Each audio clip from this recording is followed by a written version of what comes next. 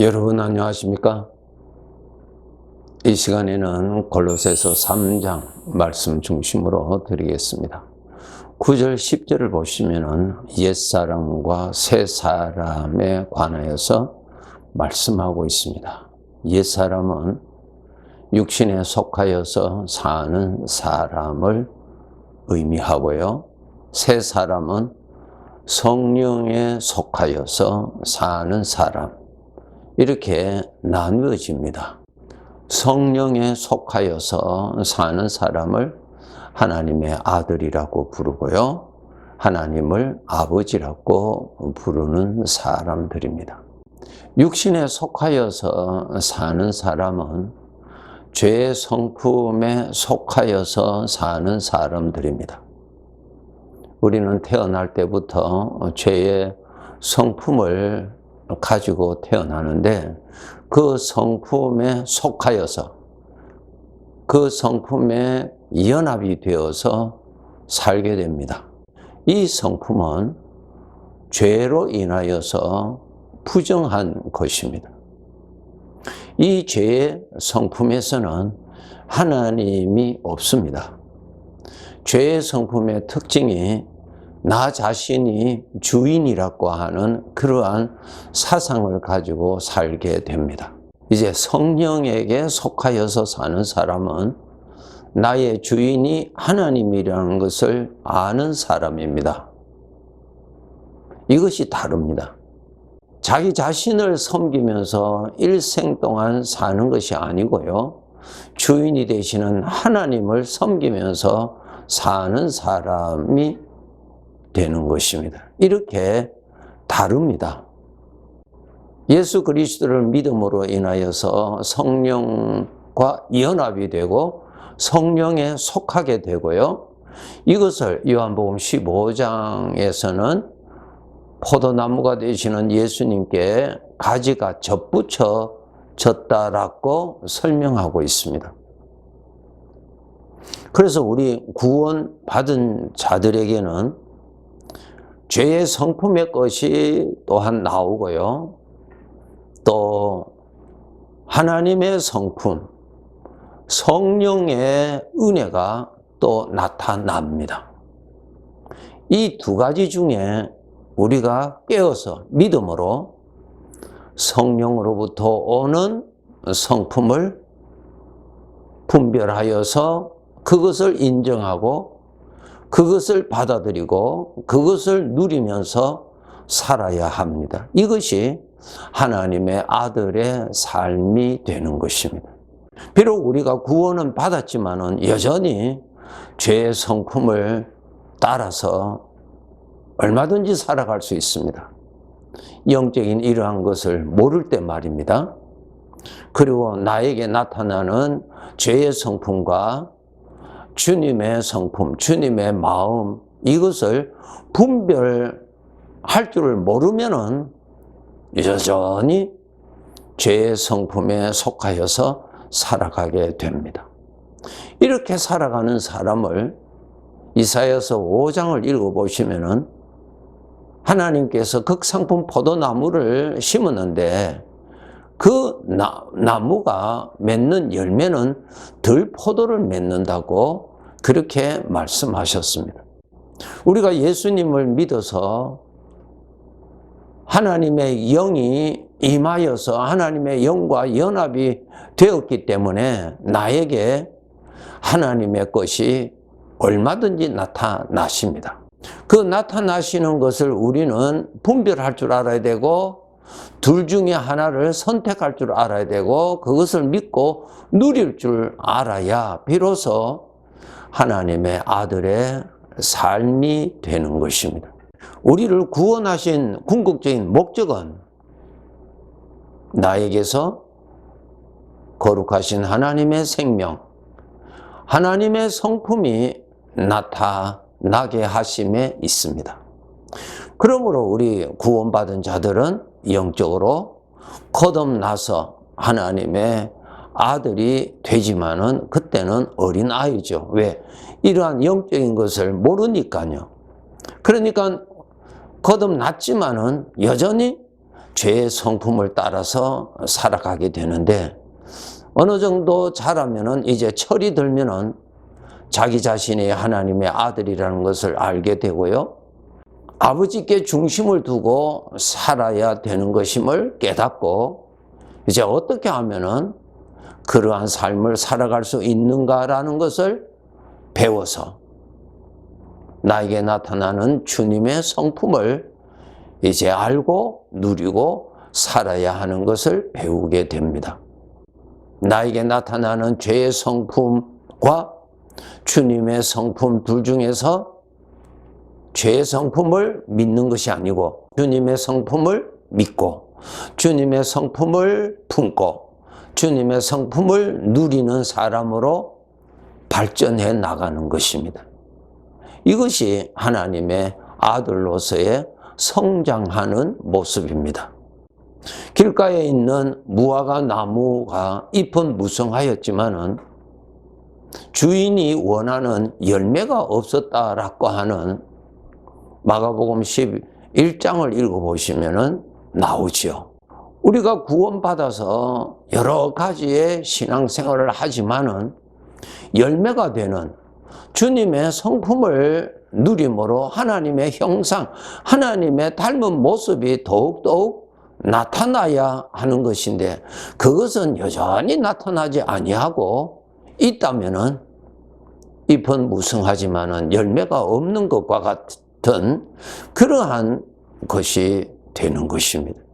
나를 구원하신 목적은 바로 하나님의 형상이 나타나는 사람이 되게 하기 위하여서 구원하신 것입니다. 창세기 1장에 보시면 하나님 보시기에 좋았더라. 하나님 보시기에 심히 좋았더라. 여러분, 인간의 성품, 죄의 성품에서는 거룩한 것이 하나도 없습니다.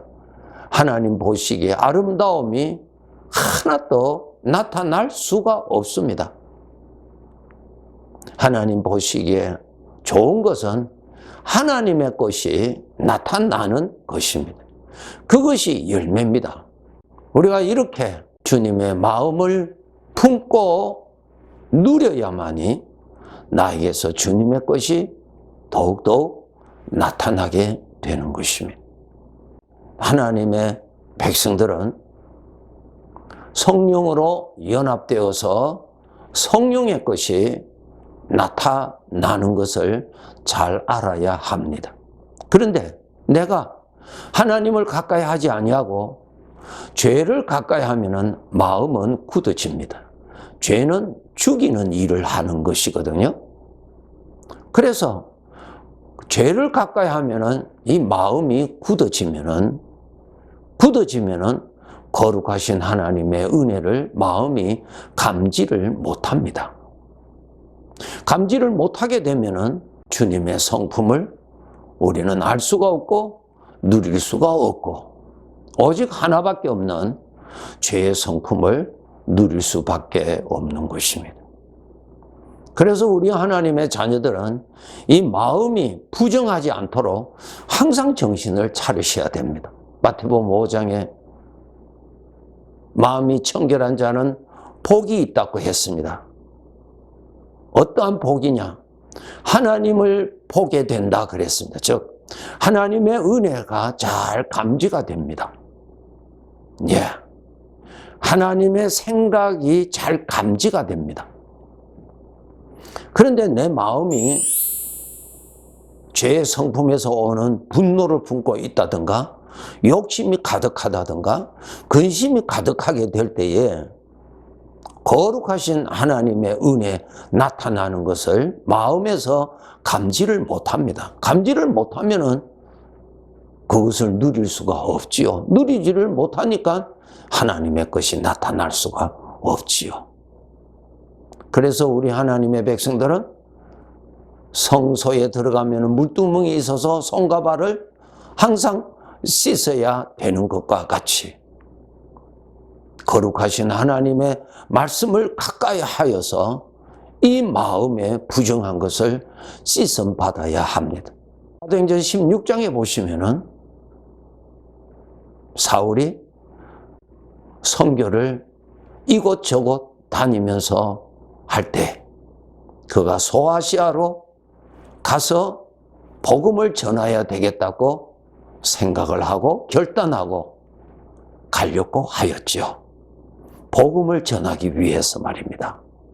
그런데 성경에 읽어보시면은 예수의 영이 허락지 아니하시더라 꼭 기록되어 있어요. 사도 바울의 마음은 바로 주님의 생각, 주님의 마음을 예민하게 잘 알 수 있는, 잘 느낄 수 있는 영적으로 정결한 상태에 있었다는 것을 알 수가 있습니다. 우리의 마음이 굳어지면은 하나님께서 외치시는 소리조차도 듣지를 못하고 육신의 성품을 따라서 나가게 되죠.